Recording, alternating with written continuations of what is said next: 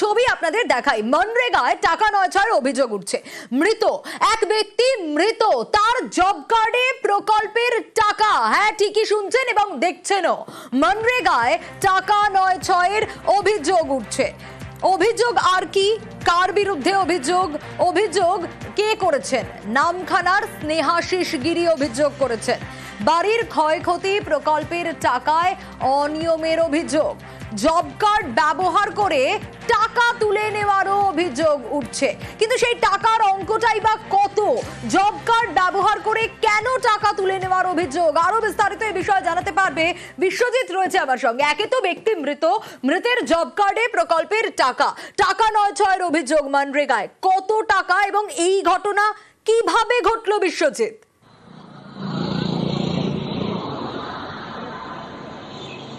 দেখো কত টাকা, সেই হিসাবটা থেকে সব থেকে বড় কথা যে নামের লিস্ট যেটা পাওয়া যাচ্ছে, যেটা নামখানা যে স্থানীয় বাসিন্দার স্নেহাশিস গিরি, তিনি যেটা অভিযোগ করছেন যে 2021 এবং 22 সালে যে জব কার্ডে যে টাকা ঢোকানো হয়েছে এবং সেটা দেদারভাবে টাকা ঢোকানো হয়েছে বিভিন্ন রকম জব কার্ডে। যে জব কার্ডটা যেটা আমরা সামনে পেলাম, যে নামখানার মদনগঞ্জের বাসিন্দার বিমল মাইতি, তিনি 2017 সালে কিন্তু মারা গিয়েছেন।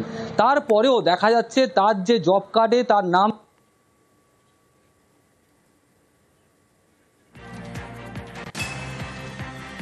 বিশ্বজিতের কাছে আসবো, কিন্তু যে অভিযোগ উঠে আসছে জব কার্ড ব্যবহার করে টাকা তুলে নেওয়ার অভিযোগ, এবং এই টাকা তছরূপের অভিযোগ 1 কোটিরও বেশি।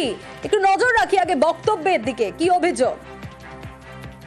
আপনার বাবা কবে মারা গিয়েছে? বাবা 2017 সালে মারা গেছে। ওনার জব কার্ড চালু রয়েছে? হ্যাঁ চালু আছে। কিভাবে? মার নামে জয়েন্টে ছিল, তাই জন্য চালু আছে। বাবা মারা যাওয়ার পরে মা ওই জব কার্ডে কাজও করেছে, টাকাও পেয়েছে অন্য অ্যাকাউন্টে।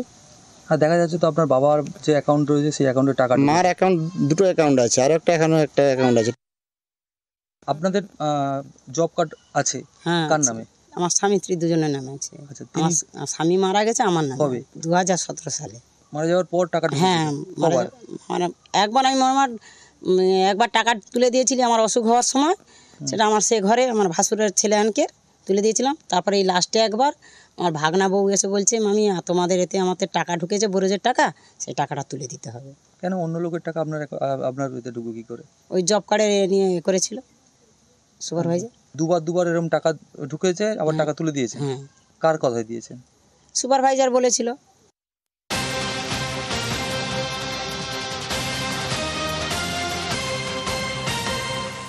এবার আরো একটা অভিযোগ একটু নজর রাখি। জব কার্ড হোল্ডারের টাকা গায়েব। হ্যাঁ, দেখাচ্ছিলাম তো আপনাদের যে মৃতের জব কার্ডে প্রকল্পের টাকা ঢোকার কথা। জব কার্ড হোল্ডারের টাকা গায়েব হয়ে গেল। অ্যাকাউন্টে টাকা ঢুকলেও টাকা না পাওয়ার অভিযোগ। কিন্তু কিভাবে এই ঘটনা ঘটলো? অ্যাকাউন্টে টাকা ঢোকার পরও কেন টাকা পেলেন না? এই বিষয়ে আরো ডিটেইলস জানাতে পারবে বিশ্বজিৎ, রয়েছে আমার সঙ্গে। বিশ্বজিৎ, এখানে ঠিক কি হয়েছে?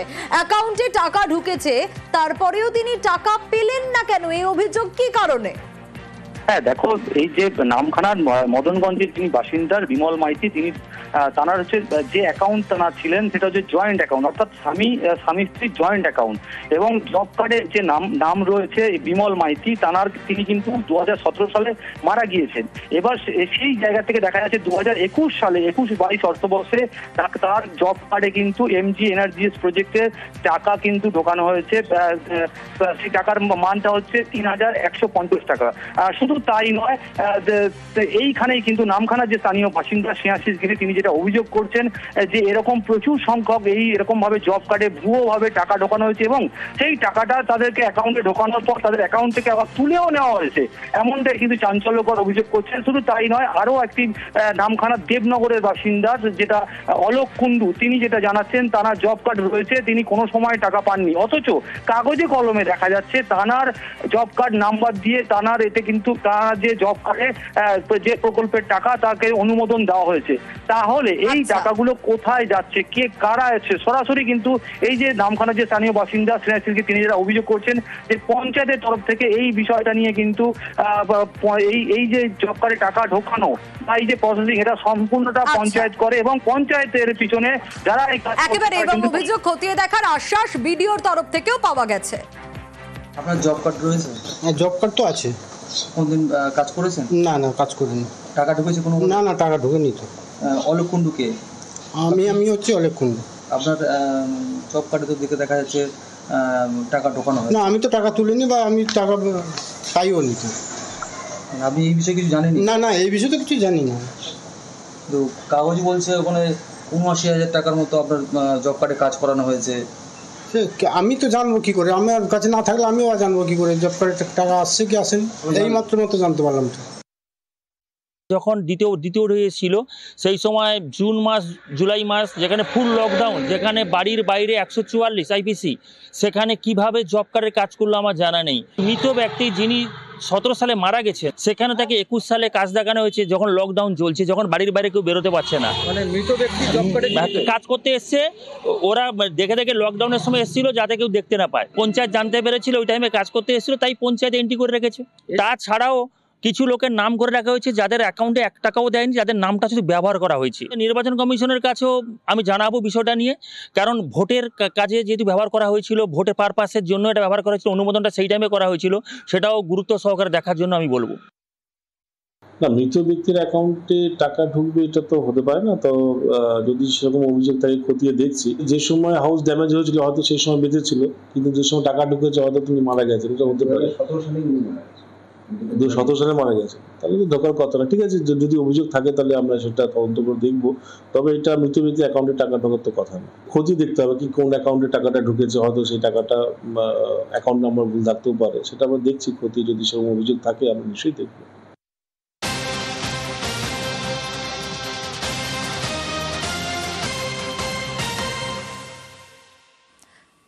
ধরুন কোনো ব্যক্তি বলছেন নিজেকে বিজেপির কর্মী, কিন্তু আসলে সে বিজেপির কর্মী নয়, ভুয়ো। এবার আসল না ভুয়ো সেটা বিজেপির অ্যাপের মাধ্যমেই ধরা যাবে। হ্যাঁ, বিজেপির ভুয়ো কর্মী ধরিয়ে দেবে এই অ্যাপ। ভুয়ো কর্মী ধরার জন্যই এই অ্যাপ চালু করবে এবার বিজেপি।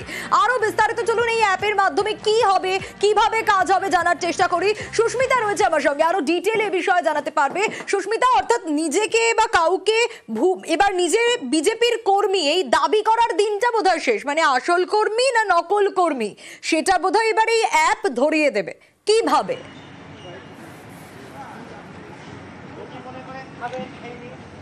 দেখো, একটি অ্যাপের মাধ্যমে বিজেপির কত কর্মী রয়েছে একটি বুথে সেই হিসেব নিকেশ এবার সরেজমিনে খতিয়ে দেখতে চাইছে রাজ্য বিজেপি নেতৃত্ব। তার কারণ মনে করিয়ে দেব, গত ২রা জুন রাজ্যের প্রত্যেকটি বুথে বুথ সশক্তিকরণ কর্মসূচি নিয়েছিল বঙ্গ বিজেপি, এবং আগামী আজকে ২ তারিখ ২রা আগস্ট সেই কর্মসূচির ২ মাস পূর্ণ হচ্ছে। এই ২ মাসে ইতিমধ্যেই বিভিন্ন বুথ থেকে একটি তালিকা ইতিমধ্যেই রাজ্য বিজেপি নেত্রীর কাছে জমা পড়েছে, এবং সেই তালিকায় প্রত্যেকটি বুথে কর্মী সংখ্যা বা কর্মীদের নাম লিখে জমা করা হয়েছে। কিন্তু সেই কর্মীদের নামের অস্তিত্ব রয়েছে কিনা, সেখানে যে সমস্ত নাম উল্লেখ করা হয়েছে বুথের নেতৃত্বের তরফ থেকে তাদের অস্তিত্ব রয়েছে কিনা সেগুলি এবার সরেজমিনে খতিয়ে দেখতে চাইছে। কিন্তু সুস্মিতা, এখানেই তো একটা প্রশ্ন, বুথের নেতৃত্ব তারা এই নাম জমা দিচ্ছে, একটা দল, অর্থাৎ সেখানে ভুয়ো কর্মীর নাম জমা দেবে বুথের যারা বুথের তরফ থেকে নেতৃত্বে যারা রয়েছেন, মানে অর্থাৎ বিজেপিতে তাহলে ভুয়ো কর্মীও রয়েছে, সে কারণেই তো এরকম একটা অ্যাপ লঞ্চ করা হবে।